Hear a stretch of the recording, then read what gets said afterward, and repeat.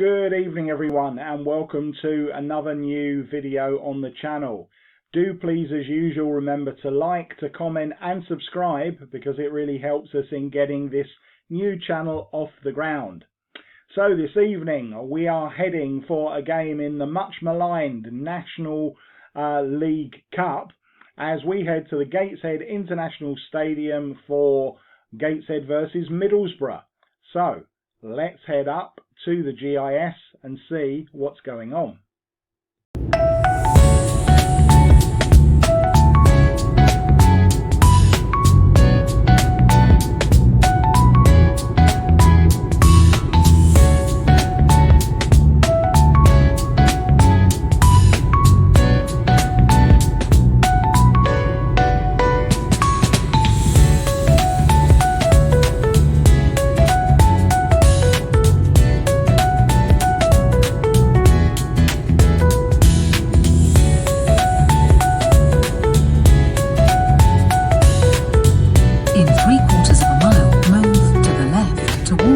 Gateshead.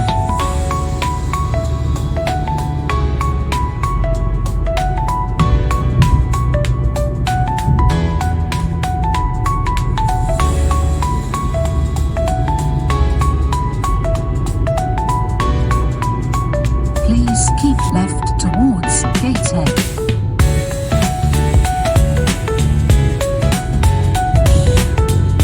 Please proceed to the highlighted route.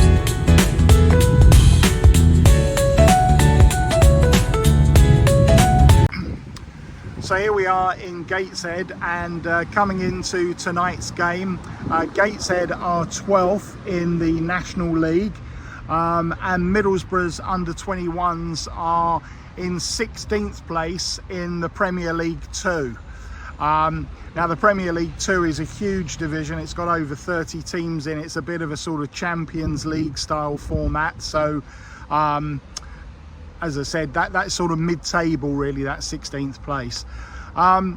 Anyway, National League Cup. Now this is a heavily criticised competition. A lot of fans don't like it.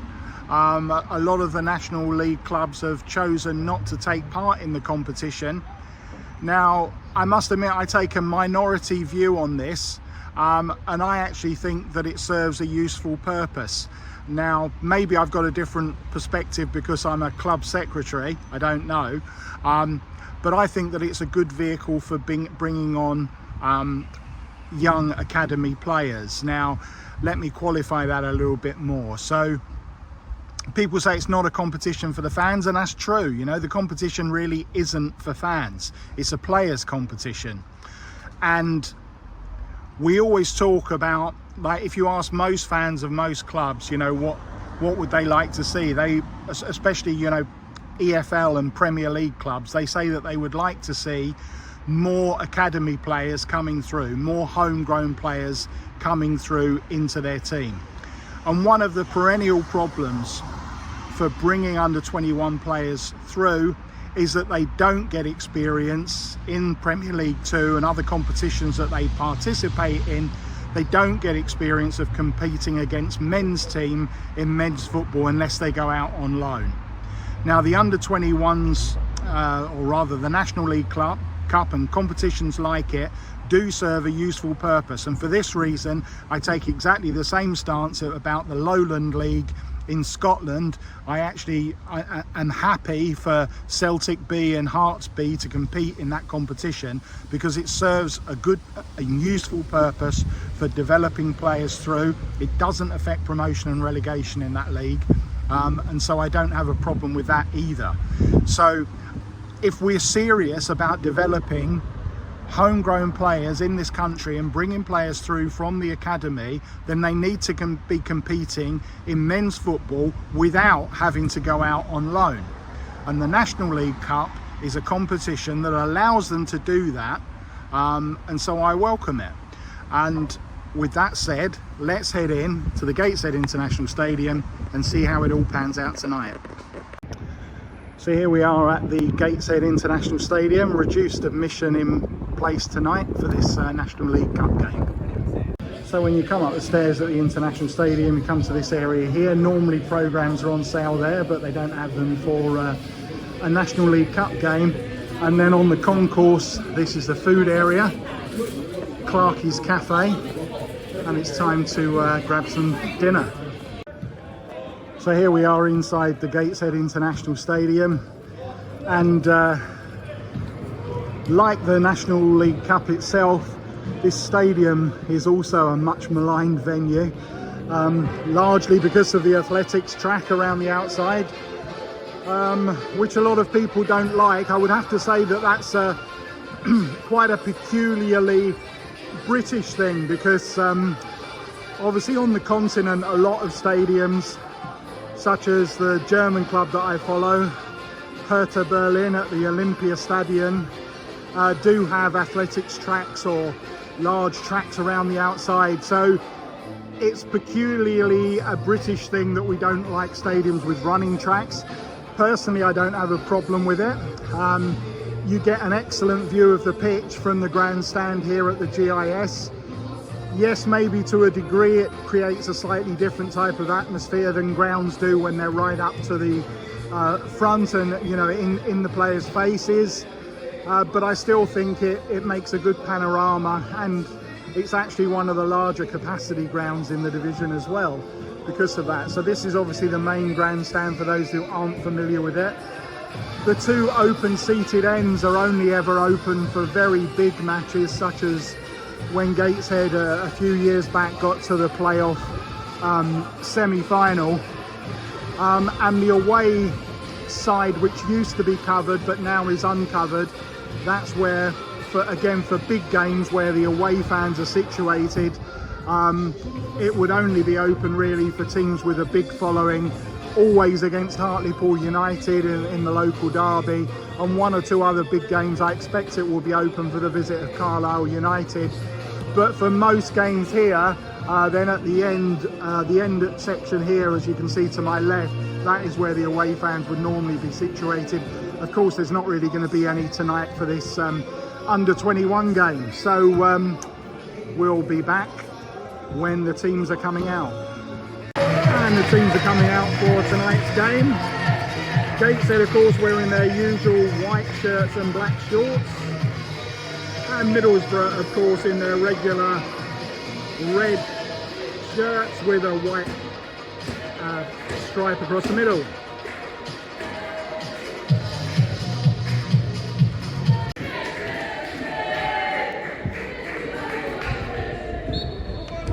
And we're underway here at the GIS.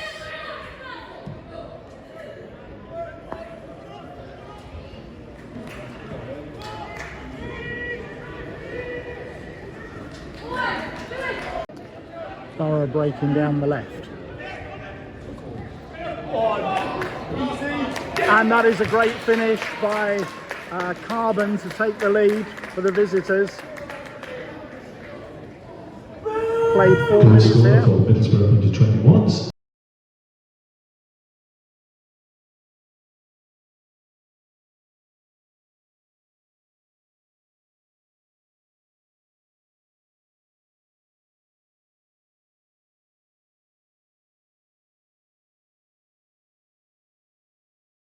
Butterfield, Hurst, Ferguson, back to Hurst, and all just couldn't quite be met at the far post, but the first attacking move by Vahid. And the first corner of the game goes to the visitors. It's going to be taken by Baptista.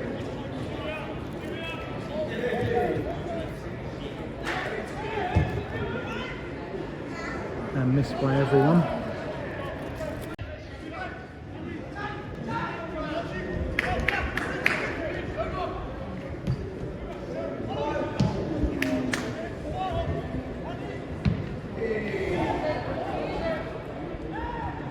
Bit of a rash clearance there by Flint.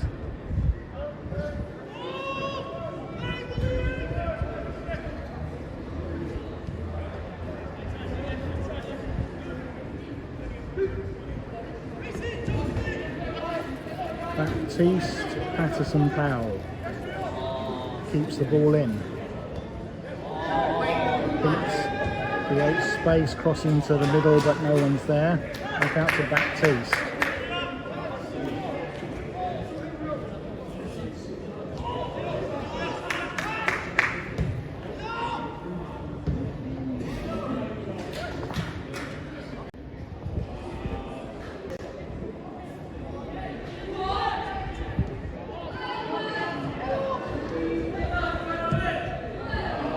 And just over the bar from John.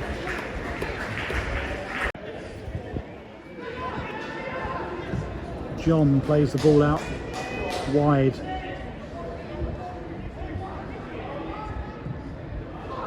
And easily held by Foster. Fitzhugh down the right.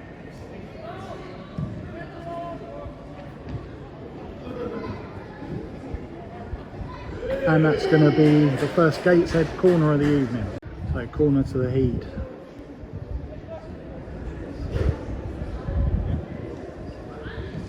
Swung in and well taken by Foster.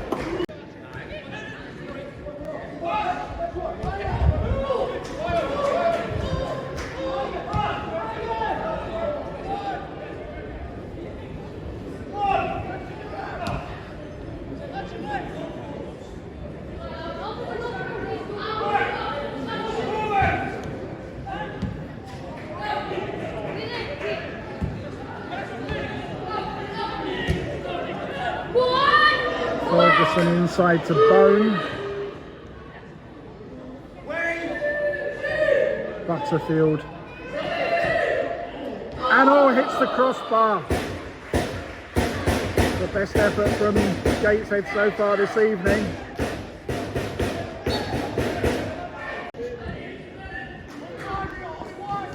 Ferguson on the left. Swings the ball in. Just too far for Fitzhugh.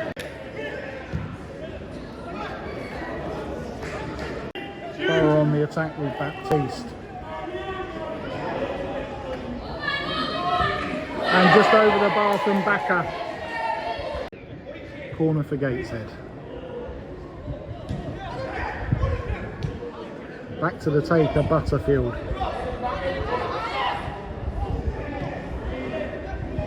Hurst. And easy for Foster. Barrett on the attack again. Patterson Powell. Looks quite dangerous on this right, but this time the final ball's not good. And nor is the clearance.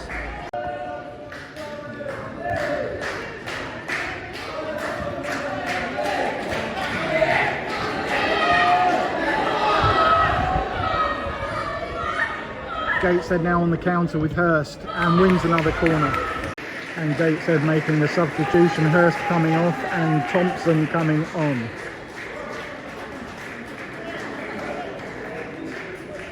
Goes straight into the action for this corner.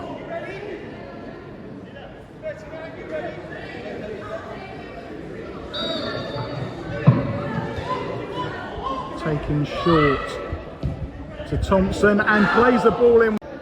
Fitzhugh on the right as we enter 1 minute of added time. We are playing a minimum of 1 minute additional time. Ferguson and neither one thing nor the other really with that effort. And Barra with a late chance possibly, but dealt with. Baptista. And a late corner. In fact, there's no time to take it. The referee's blown the half-time whistle here at the Gateshead International Stadium. It is Gateshead 0, Middlesbrough 1. Half-time then, Gateshead 0, Middlesbrough 1. The visitors probably look more comfortable on the ball. And Gateshead, as has been the case, I understand, at the GIS pretty much all season, are struggling to get forward in any regularity during the match. A lot of the action has been confined to midfield. There's been a lot of sort of stop-start attacks from Gateshead, and certainly in home games that's pretty much been the story of the season, I think, down here. Obviously it's a changed side tonight, but the pattern continues. For Middlesbrough, a couple of the players look pretty threatening, particularly Patterson Powell down the right hand side. He's orchestrated a lot of their penetrative moves, and the two lads in the centre both look quite handy as well. And overall, I think that they're probably just about worth their lead. They've certainly looked more threatening with their counter-attacks than the Heat have with theirs. Having said that, the best chance of the game for the home side came about 5 minutes from the break, when the ball was whipped in by Thompson, who'd just come on as a substitute and was headed just over the bar. But we'll see what happens in the second half. Obviously, still everything to play for, but at the moment, it's looking like the visitors are more likely to extend their lead. And we're back underway for the second half here at the GIS.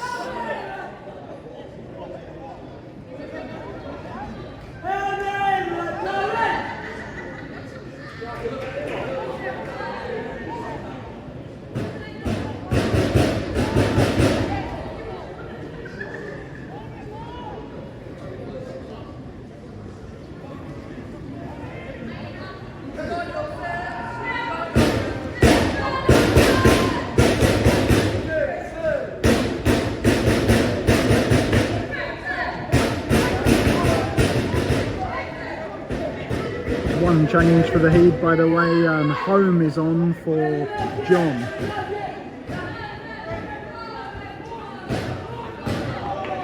Samuels. Archiampong.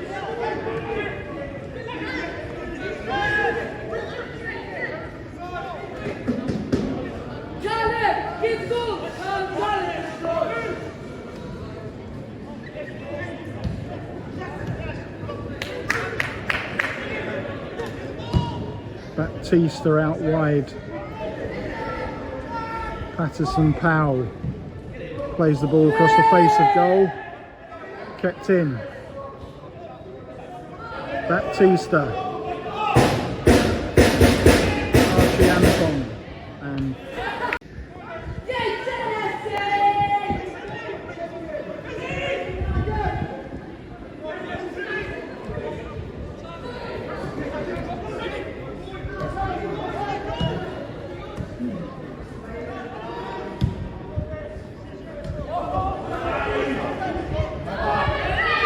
Carbon homing in on goal, and it's in.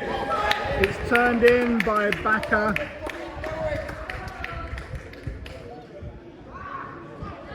Possibly should have been dealt with by the home defence, but Middlesbrough have a second goal. It's 2-0 here at the GIS. Looks like Backer might have injured himself in the process.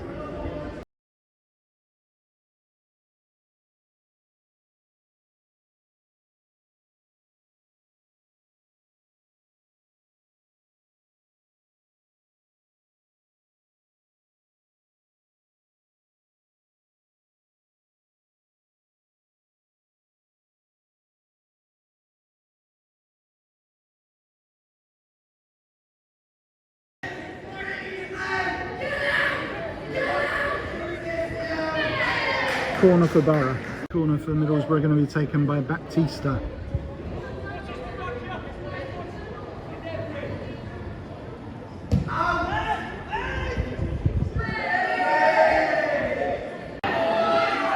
Gateshead on the counter. And held by Foster. Cartwright for Borough. Baptista. And a good save from Brooks, and a corner to Borough. So Baptista with the Borough corner.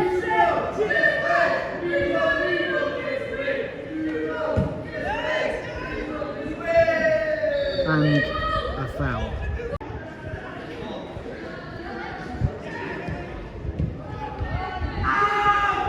Nana Yor, and takes a deflection with the keeper stranded, but it goes harmlessly out for a corner.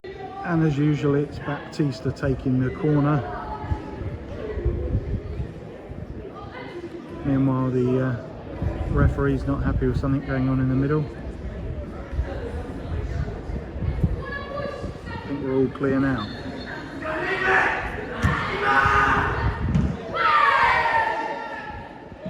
Dealt with for now.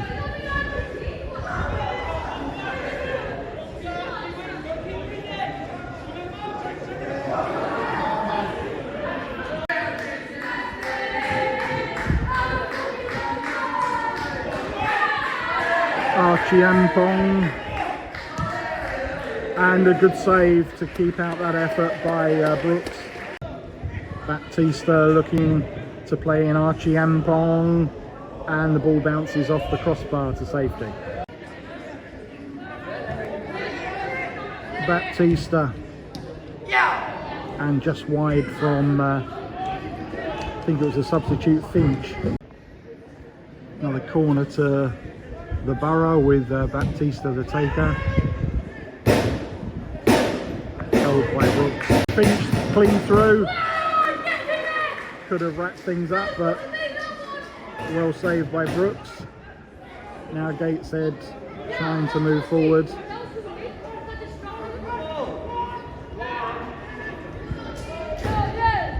Cartwright and foul.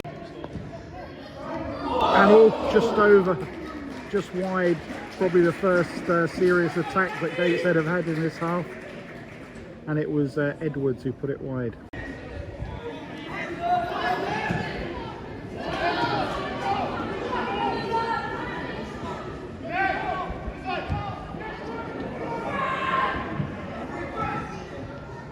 And we just moved into 5 minutes of added time with Gateshead on the attack. Thompson.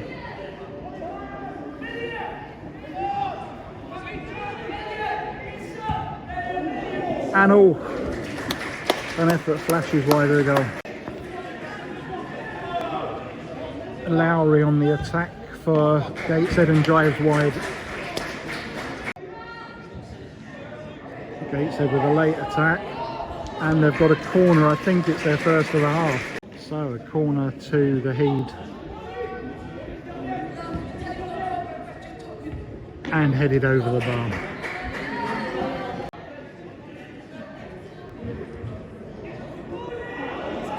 And a late chance for the Heed, but cleared off the line. And that is the final action of the evening. It ends here at the Gateshead International Stadium. Gateshead 0, Middlesbrough 2.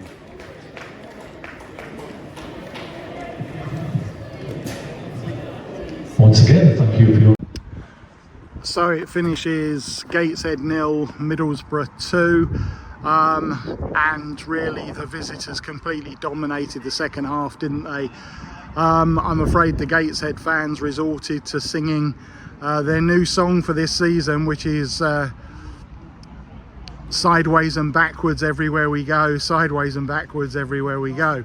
And that was the pattern really, apart from a couple of late chances in the 5 minutes of injury time. There wasn't really anything at all for Gateshead as an attacking force, and it's happened too many times at the GIS this season, and indeed in some away games. The club is in a fair bit of trouble, I think it's fair to say. That's not to take anything away from the Middlesbrough side, who look very comfortable on the ball.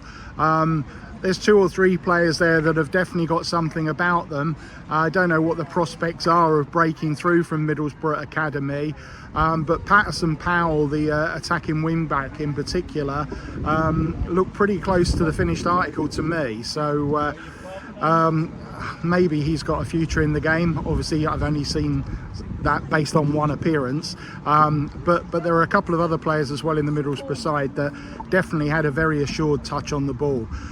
For Gateshead, really, there wasn't anything to impress about that performance this evening, and I have to say it was very disappointing, and reiterates really what I've seen of the side this season in other people's videos, which is that their performances are erratic to say the least, and there's no coherent pattern or shape to the side right now, but it is what it is. The National League Cup, as I said, serves a purpose, and it certainly served one tonight for both sides for different reasons.